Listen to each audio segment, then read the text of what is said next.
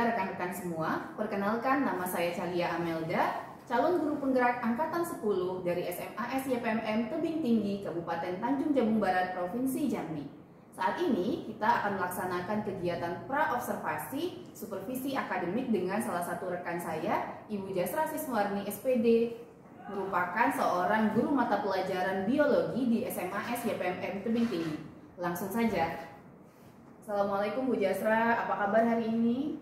Waalaikumsalam, alhamdulillah baik Ibu. Alhamdulillah ya Ibu ya. Pada kegiatan kali ini Ibu kita akan melaksanakan kegiatan pra-observasi. Jadi ini tujuannya agar nanti saat supervisi atau pembelajaran di kelas yang Ibu laksanakan, Ibu sudah dalam kegiatan yang percaya diri, lebih siap, dan juga nantinya kegiatannya sesuai dengan perencanaan Ibu, berjalan dengan lancar seperti itu. Selanjutnya Ibu, nanti saya akan mengajukan beberapa pertanyaan yang akan saya ajukan kepada Ibu. Yang pertama terkait dengan tujuan pembelajaran yang akan Ibu terapkan di dalam pembelajaran di kelas nantinya Bu. Kira-kira tujuan pembelajarannya apa Bu? Tujuan pembelajaran yang akan saya capai adalah diharapkan peserta didik dapat mengetahui dan mengidentifikasi tipe-tipe keanekaragaman hayati yang biasanya kita kenal itu dengan biodiversitas. Oh iya, luar biasa sekali Bu tujuannya. Baik Bu, selanjutnya untuk melaksanakan pembelajaran nih Bu, nantinya kan Ibu akan menerapkan model-model pembelajaran yang seperti apa yang akan Ibu gunakan di dalam kelas? Kebetulan untuk pembelajaran kali ini saya akan menggunakan model pembelajaran Discovery Learning. Discovery Learning ya Bu ya.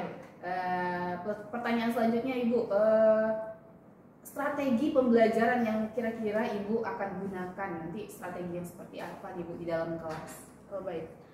Jadi strategi pembelajaran kali ini saya akan mengedepankan pada pembelajaran berdiferensiasi, diferensiasi proses dan konten, yang saya akan memberikan audiovisual, visual, dan kinestetik, di mana untuk kontennya siswa akan mendapatkan contoh yang berbeda-beda sesuai dengan minat dan gaya belajarnya. Oh ya, menyesuaikan dengan sebagaimana minat dan gaya belajar siswa berarti ya Bu ya. Selanjutnya Ibu nih, untuk penilaian nantinya di pembelajaran ini, penilaian seperti apa yang akan Ibu coba terapkan? Saya akan ada penilaian dalam bentuk tes tertulis dan observasi sikap siswa. Sikap siswa ya Bu ya. Iya. Sudah luar biasa sekali itu Bu. Kira-kira nanti untuk pelaksanaannya Bu, mau dilaksanakan di kapan dan juga hari apa? Ya, pelaksanaannya kebetulan akan saya laksanakan Selasa besok di jam pelajaran 5 dan ke-6. Oh, jam ke-5 dan ke-6 ya Bu. Ya. Terima kasih banyak Ibu. Itu hanya itu saja sepertinya pertanyaan yang dapat saya ajukan kepada Ibu sebagai persiapan atau pra supervisi yang akan dilaksanakan di esok hari. Saya berharap bahwa kegiatan ini dapat berjalan dengan baik tentunya di hari esok. Semoga juga kita selalu dalam keadaan sehat untuk kegiatan yang berikutnya. Terima kasih dan sampai jumpa. Demikian hasil pra observasi kami hari ini. Terima kasih. Siapkan. Attention, the teacher. Good morning, teacher. We are ready to study. Morning. Let's pray.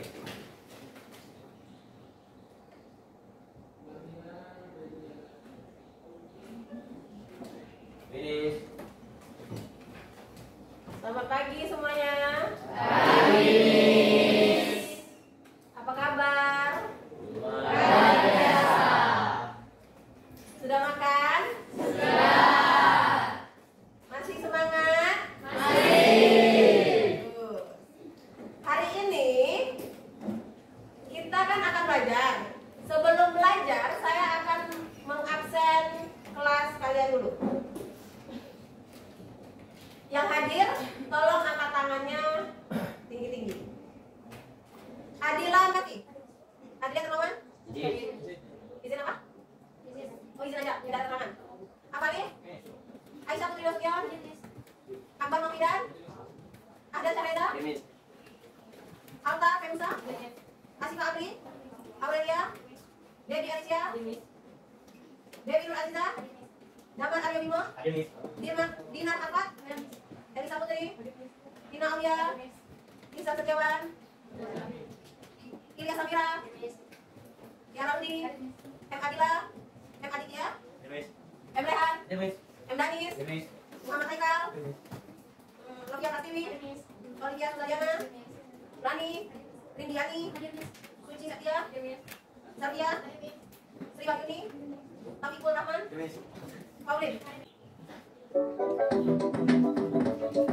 Disimak di tangan, jangan lupa catat.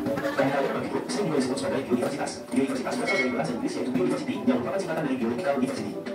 Sedangkan keanekaragaman hayati merupakan ungkapan pernyataan tentang terdapatnya berbagai macam variasi atau perbedaan sifat atau ciri di antara makhluk hidup yang ada di suatu tempat. Variasi ini meliputi antara lain variasi bentuk, warna, jumlah, ukuran, habitat, dan kebiasaan.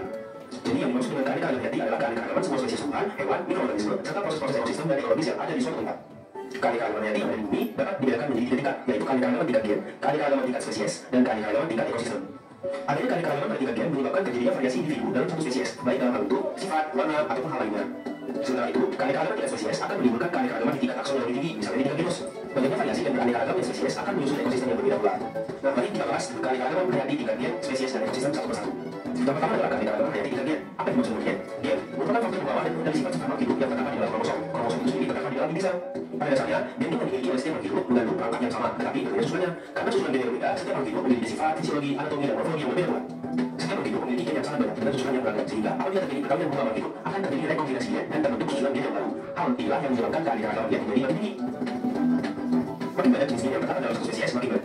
Nah, contoh keanekaragaman tingkat gen yang dapat kamu temui adalah jengger pada ayam. Kita mengenal beberapa bentuk pial atau jengger pada ayam, antara lain pial mawar, pial percis, pial walut, dan pial tunggal. Semua pial tersebut dimiliki oleh spesies yang sama, yaitu ayam atau galus-galus. Meskipun spesies sama, setiap ayam memiliki gen yang berbeda-beda, sehingga bentuk pialnya berbeda pula. Keanekaragaman gen juga terjadi pada manusia. Keanekaragaman ini menunjukkan sifat-sifat berbeda antara lain ukuran tubuh, warna kulit, warna mata, serta bentuk rambut. Nah, contoh lainnya adalah cangkang-cangkang pada keong atau kerang. Cangkang-cangkang tersebut memiliki motif dan warna yang bermacam-macam. Hal itu juga menunjukkan adanya keanekaragaman pada tingkat gen. Motif dan bentuk cangkang kerang atau keong merupakan sifat yang nampak dari luar atau fenotif.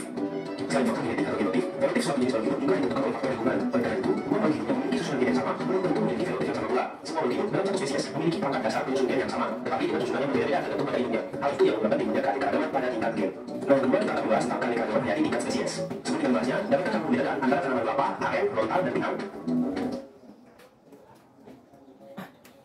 Coba, yang mana kelapa? Yang kiri atas. Ini? Ya. Kalau ini? Air. Kalau ini? Pinang. Antara tanaman kelapa, aren, rontal, dan pinang. Atau dapatkah kamu membedakan jenis vegetasi? Kalau ini? Tai. Macam ini? Kalau ini? Hijau. Bocor. Seperti kacang tanah, kacang merah, kacang api, dan kacang hijau. Selain itu, dapatkah kamu membedakan antara hewan? Ini mana? Kucing. Ini? Singa dan citah. Jika kamu dapat membedakannya, setidaknya kamu telah mengetahui keanekaragaman tingkat spesies atau jenis. Untuk mengetahui keanekaragaman hayati tingkat spesies pada tumbuhan dan hewan, kamu dapat mengamati ciri-ciri fisiknya, misalnya bentuk dan ukuran tubuh, warna dan kebiasaan hidup. Contoh, kamu tentu dapat dengan mudah membedakan anggota keluarga kacang-kacangan antara kacang tanah, kacang api, kacang hijau, dan kacang merah. Hal ini disebabkan di antara mereka ditemukan ciri-ciri yang berbeda antara jenis yang satu dengan yang lainnya. Ciri-ciri tersebut di antaranya adalah ukuran batang, kebiasaan hidup, bentuk biji, bentuk buah, warna biji, jumlah biji, serta rasanya. Demikian pula halnya dengan tanaman kelapa, aren, rontal, dan pinang. Meskipun termasuk dalam famili yang sama, yaitu famili Arecaceae, mereka memiliki perbedaan ciri-ciri dan sifat, misalnya tinggi batang, bentuk daun, bentuk bunga, serta tempat tumbuhnya. Contoh lain adalah hewan dari anggota famili Felidae atau keluarga kucing, yaitu kucing, harimau, singa, dan citah. Di antara mereka terdapat perbedaan-perbedaan yang mencolok dalam hal perbedaan warna tubuh, ukuran tubuh, tingkah laku, dan lingkungan hidupnya. Dapat disimpulkan pada keanekaragaman tingkat spesies, hewan atau tumbuhan memiliki famili atau jenis yang sama, namun memiliki spesies yang berbeda. Nah, coba kamu tulis di kolom komentar contoh dari keanekaragaman tingkat spesies yang lain. Oke, yang terakhir adalah keanekaragaman hayati tingkat ekosistem. Setiap spesies makhluk hidup memiliki tampilan atau ciri-ciri morfologi yang berbeda. Hal tersebut dipengaruhi oleh gen yang dimiliki makhluk tersebut dan lingkungan tempat hidupnya. Semua makhluk hidup selalu berinteraksi dengan lingkungannya. Lingkungan di sekitar makhluk hidup tersusun atas komponen fisik dan komponen kimia. Komponen fisik lingkungan antara lain iklim, cuaca, air tanah, udara, angin, cahaya, suhu, dan kelembapan. Adapun komponen kimia lingkungan misalnya keasaman, kandungan mineral, dan salinitas. Komponen fisik dan komponen kimia lingkungan disebut komponen abiotik, sedangkan makhluk hidup yang tinggal di suatu lingkungan disebut komponen biotik. Interaksi antara komponen biotik dan komponen abiotik akan membentuk suatu ekosistem. Komponen ekosistem beraneka interaksi antara komponen tersebut akan membentuk keanekaragaman ekosistem. Keanekaragaman ekosistem dapat diamati pada tingkatan organisasi kehidupan yang besar, misalnya bioma. Bioma merupakan komunitas ekologi yang utama atau formasi makhluk hidup, baik hewan atau tumbuhan, yang memiliki nilai yang luas. Bioma biasanya diidentifikasi atas dasar vegetasinya yang khas, misalnya tundra, hutan tropis, dan hutan gugur. Bioma seringkali disebut ekosistem dalam skala besar. Keanekaragaman ekosistem di Indonesia disebabkan oleh adanya variasi iklim, kondisi geologis, serta faktor fisik dan kimia tanah. Berbagai tipe tumbuhan yang secara morfologi tampak sama dapat merupakan komunitas yang menempati tipe ekosistem atau habitat yang berbeda-beda. Berbagai tipe ekosistem yang ada di Indonesia antara lain adalah: yang pertama, ekosistem rawa laut terdapat di Pulau Jawa, Kalimantan, Sulawesi, dan Papua. Yang kedua, ekosistem hutan rawa, air rawa, dan danau ditemukan di Pulau Jawa, Kalimantan, dan Sulawesi. Yang ketiga adalah ekosistem hutan basah dataran rendah terdapat di Pulau Jawa, Sumatera, Sulawesi, dan Kalimantan. Yang keempat, ekosistem hutan beras kering dataran rendah terdapat di Pulau Jawa, Bali, dan Sulawesi. Selanjutnya ada ekosistem hutan basah pegunungan terdapat di Pulau Jawa, Sumatera, Sulawesi, dan Papua. Selanjutnya ada ekosistem padang rumput savana dan padang rumput terbuka terdapat di Pulau Jawa dan Nusa Tenggara. Lalu ada ekosistem pesisir pantai dan hutan pesisir terdapat di Pulau Jawa, Sumatera, Nusa Tenggara, dan Sulawesi. Dan terakhir ada ekosistem gunung api dan kaldera dapat ditemukan di Pulau Jawa dan Pulau Sumatera. Keanekaragaman ekosistem tersebut menunjukkan keanekaragaman spesies yang di dalamnya. Makin beraneka menghubungi suatu ekosistem, makin stabil ekosistem tersebut. Kestabilan suatu ekosistem dapat terganggu apabila salah satu komponen hilang, rusak atau punah. Jika kestabilan ekosistem terganggu, perlu waktu lama untuk memulihkannya. Sekian pembahasan kita kali ini. Terima kasih telah mendengarkan. Sampai jumpa di pembahasan berikutnya. Oke, good. Berarti ada 2 orang yang izin. Sekarang buka bukunya. Kita akan membahas bab 1 di halaman 3.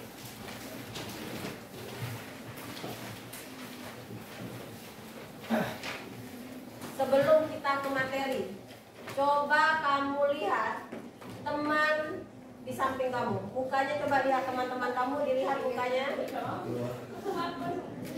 Lihat, jangan lihat satu orang, lihat juga yang lainnya. Diperhatiin wajah teman kamu. Mirip dah sama kamu? Ada yang mirip sama kalian? Berbeda-beda? Wajahnya Damar sama wajahnya Pauline, apakah sama? Sama. Berbeda? Beda. Kenapa bisa berbeda? Karena Beda? Beda gen. Sudah tahu gen, Pak. tidak satu. Karena kita sudah belajar gen dari SMP. Setiap orang punya gen masing-masing. Ditambah kamu kan tidak ada sangkut paut keluarga, sehingga tidak ada kemungkinan untuk mirip, kecuali sama-sama punya mata 2, 1 hidung, 1 mulut. Nah, kalau itu sama jumlahnya. Tidak ada kan yang tiba-tiba di sini punya matanya 4? Ya. Ada nggak di sini yang punya mulutnya 2? Ya. Di sini berjalan semua pakai kaki? Ya. Kenapa semuanya berjalan pakai kaki? Karena kalau pakai tangan tidak kuat. Kalau pakai tangan tidak kuat, benar juga. Ada di sini yang berjalan sekaligus dengan tangannya? Ya. Tidak, karena kamu manusia. Ya. Sekarang sudah tahu kan kenapa kalian tidak mirip? Karena beda keluarga, jadi beda gen. Ini ada sangkut pautnya dengan materi yang akan kita bahas, yaitu tentang keanekaragaman hayati. Ada yang tahu apa itu keanekaragaman? Apa arti keanekaragaman? Keanekaragamannya aja dulu. Apa itu keanekaragaman? Apa? Beragam, bermacam-macam. Kasih tepuk tangan dulu dong. Karena kalian sudah tahu apa itu arti keanekaragaman, maka kita akan melihat sebuah video yang menampilkan penjelasan mengenai apa itu keanekaragaman hayati. Oke, karena tadi kita sudah membahas tentang keanekaragaman tingkat gen, spesies, dan ekosistem, maka saya akan mengajukan pertanyaan untuk pelatih. Apakah kalian benar-benar melihat videonya dan menyimak? Pertama, saya akan menanya, apa itu keanekaragaman gen? Oke. Apa? Keanekaragaman gen adalah variasi atau perbedaan gen yang terjadi dalam suatu jenis atau spesies. Oke, good. Kasih dong. Jadi keanekaragaman gen itu berarti variasi yang ada di dalam satu spesies. Ingat, variasi yang hanya ada di dalam satu spesies. Ada yang bisa kasih contoh? Apa contohnya? Kalau di kehidupan sehari-hari kalian bisa melihat apa itu contohnya? Dia satu spesies. Oke. Apa? Contohnya buah durian, ada yang berkulit tebal, berkulit tipis, berdaging buah tebal, berdaging buah tipis, berbiji besar atau berbiji kecil. Oke, good. Itu juga merupakan salah satu contoh keanekaragaman gen yang ada di dalam satu spesies. Kalau di sekitar kita banyak sekali. Kita ini manusia beraneka ragam nggak? Ya. Satu spesies? Ya. Misalnya saya kulitnya sawo matang. Terus si Ahdan kan putih bersih.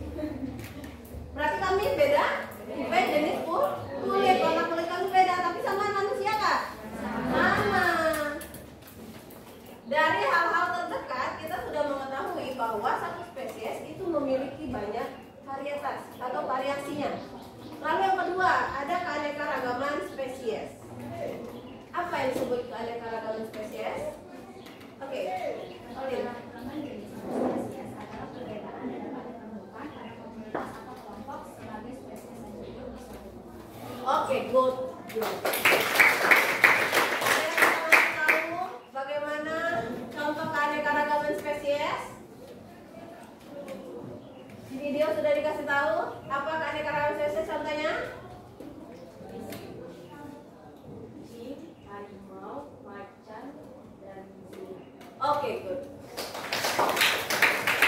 Jadi bedanya, kalau keanekaragaman gen itu satu spesies, tapi banyak variasinya.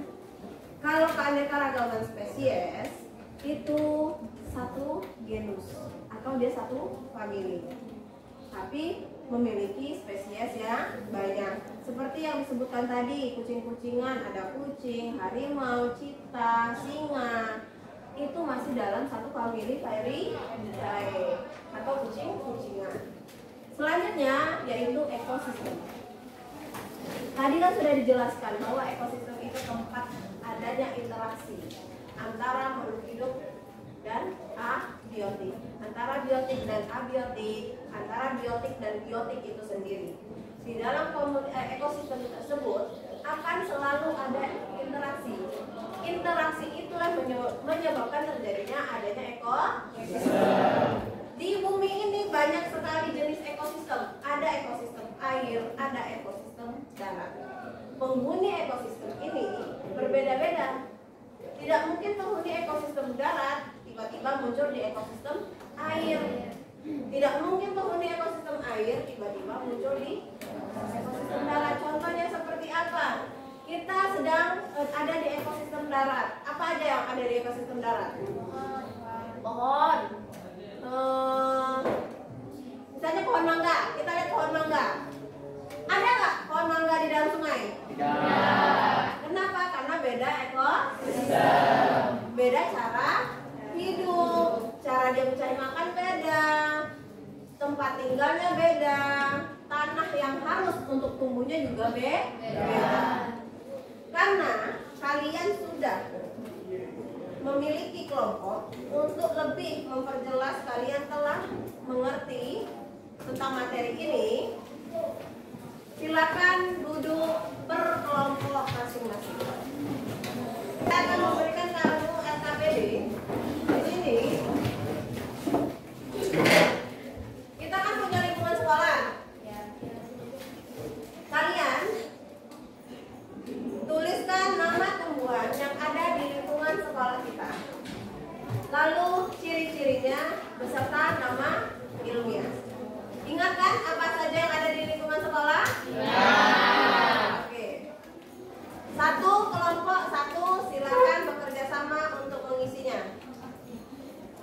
Kalian boleh melihat atau mencari nama ilmiahnya di HP masing-masing.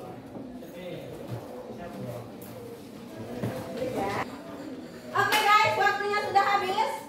Sekarang tolong presentasikan hasil diskusi kamu di depan kelas, biar teman-teman kalian mendengar hasil diskusinya. Kelompok mana yang berani duluan? Oke, kelompok Pauline silakan maju semua.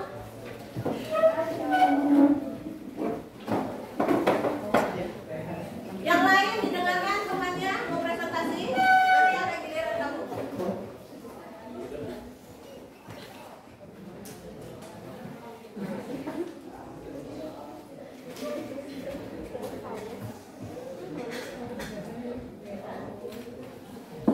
Selamat pagi. Perkenalkan, kami dari kelompok 1 dengan saya sendiri, Pauline Jessica Pralia Juti, dan setelah saya, Tina, saya Dewi, saya Vina, Saya Yuda. Saya Rehan. Di sini kami akan mempresentasikan hasil kerja kelompok kami. Di sini ada beberapa jenis organisme yang kami jumpain di sekitaran lingkungan sekolah kami. Yang pertama ada tanaman Sri Rezeki. Nama ilmiah dari tanaman Sri Rezeki ini adalah Aglaonema. Lalu ada bunga kertas atau nama ilmiahnya itu adalah Bougainvillea blanda. Dan yang ketiga ada cacing tentul atau nama ilmiahnya itu adalah Costus spicatus. Yang keempat Yang keempat itu adalah tanaman mengkudu atau nama ilmiahnya sendiri adalah Morinda citrifolia. Dan yang kelima adalah ubi kayu dengan nama ilmiahnya sendiri adalah Manihot esculenta crans. Dan yang keenam itu adalah Musainda ecrophylla. Yang ketujuh adalah tanaman sawit atau nama ilmiahnya Elais guinensis. Dan yang kedelapan itu adalah tanaman jambu biji atau Psyllium bajaca. Dan yang kesembilan tanamannya adalah pucuk merah dan nama ilmiahnya sendiri adalah Syzygium myrtifolium. Yang kesepuluh adalah tanaman belimbing atau Aperpoa carambola. Oke, kasih tepuk tangan.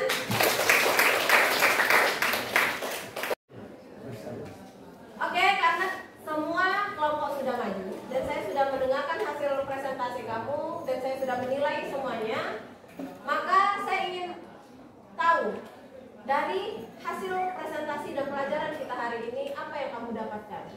Coba perwakilan dari masing-masing kelompok.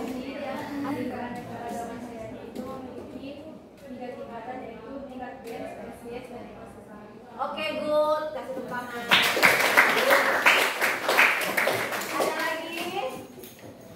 Ada lagi yang merasa, oh setelah belajar ini saya mengetahui ternyata semuanya itu berbeda-beda.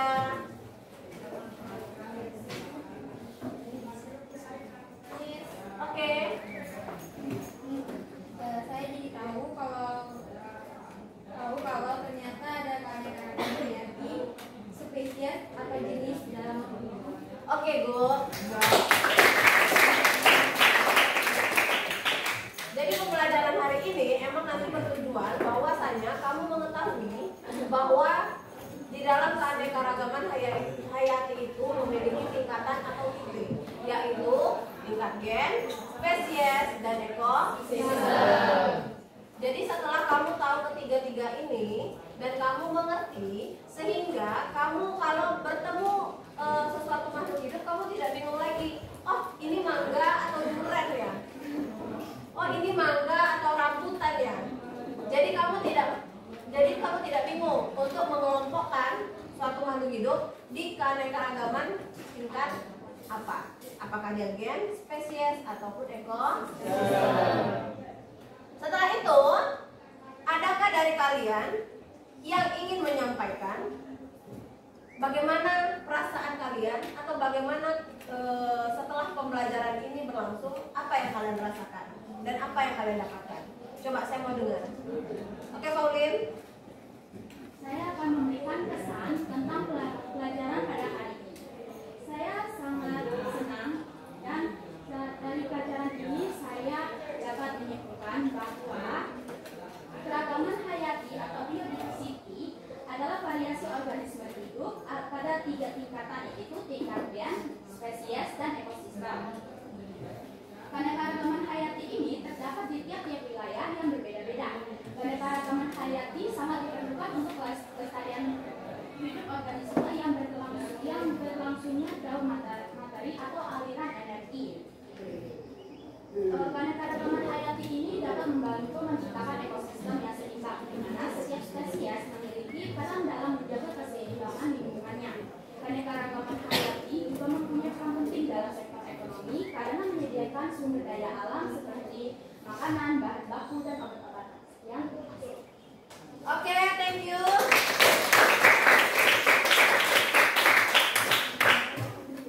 Apakah hanya Pauline yang merasakannya atau kalian juga merasakan? Ya. Jadi setelah saya memberikan materi, kita mendengarkan materinya bersama-sama, menonton videonya bersama-sama, menuntun kamu untuk bekerja kelompok, saya ingin memberi masukan bahwa setelah saya melihat kerja kelompok kamu, kekurangan kerja kelompok di kelas ini adalah kalian kurang komunikasi. Hasilnya bagus, namun akan lebih bagus kalau antar satu individu melakukan komunikasi sehingga tugas kamu tidak akan menyita waktu yang lama dan hasilnya juga bagus. Kan ada 5 orang atau 6 orang, kalau semuanya bekerja sama dan saling mengkomunikasikan, saya sangat yakin hasil yang akan kamu berikan kepada saya jauh lebih bagus dari hasil yang tadi. Oke? Selanjutnya, kalau ada ditontonkan, lebih konsentrasi dan lebih dicermati. Selanjutnya, karena ini sudah berakhir, saya akan memberitahu pertemuan besok kita akan membahas tentang bagaimana keanekaragaman hayati di Indonesia. Jadi pertemuan selanjutnya kita akan membahas keanekaragaman hayati yang ada di mana? Indonesia. Ya. Jadi jangan lupa besok dibawa lagi bukunya, buku tugas, serta handphonenya boleh dibawa pertemuan selanjutnya. Mengerti? Mengerti. Oke. Sebelum saya tutup,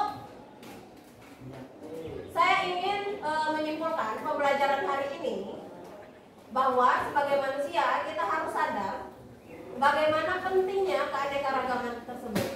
Kalau tidak beraneka ragam, maka kehidupan di dunia tidak akan seimbang. Kalau tidak ada keanekaragaman, maka kehidupan di dunia tidak akan pernah terjadi. Bagaimana kalau isi satu dunia ini hanya manusia? Bisa dibayangkan? Apakah kita bisa hidup? Tidak. Bayangkan lagi kalau di satu dunia ini isinya hanya hewan, bisa hidup? Tidak. Ingat, kita butuh makan, kita butuh untuk berinteraksi. Kita akan selalu berinteraksi dengan tumbuhan, kita akan selalu berinteraksi dengan sesama manusia. Setelah mempelajari keanekaragaman hayati, harusnya di dalam diri kita secara sadar akan mencintai lingkungan, karena sangat penting untuk menjaga lingkungan dan sangat penting untuk menjaga interaksi sesama manusia. Oke, semoga pembelajaran yang sebentar ini dapat kalian mengerti dan dapat kalian aplikasikan di kehidupan kalian sehari-hari. Saya akhiri. Assalamualaikum warahmatullahi wabarakatuh. Selamat pagi. Waalaikumsalam warahmatullahi wabarakatuh. Assalamualaikum warahmatullahi wabarakatuh. Saudara, saat ini saya sedang melaksanakan pasca observasi dalam kegiatan supervisi yang sudah dilaksanakan sebelumnya bersama guru bidang studi biologi Ibu Jastrasi Smarni SPD bersama pengajar praktik saya Ibu Finawati SPDI. Selanjutnya saya akan mengajukan beberapa pertanyaan. Selamat pagi Ibu. Ya, alhamdulillah hari ini kita masih bisa ketemu ya Bu ya. Saya ada beberapa hal yang ingin ditanyakan Bu mengenai kegiatan supervisi mengajar di kelas yang kemarin Bu. Sebelumnya Ibu perasaannya bagaimana setelah melaksanakan supervisinya Bu? Alhamdulillah, perasaan saya setelah dilakukan supervisi bahagia, senang karena dapat menjadi objek supervisi Ibu, sehingga saya juga dapat belajar.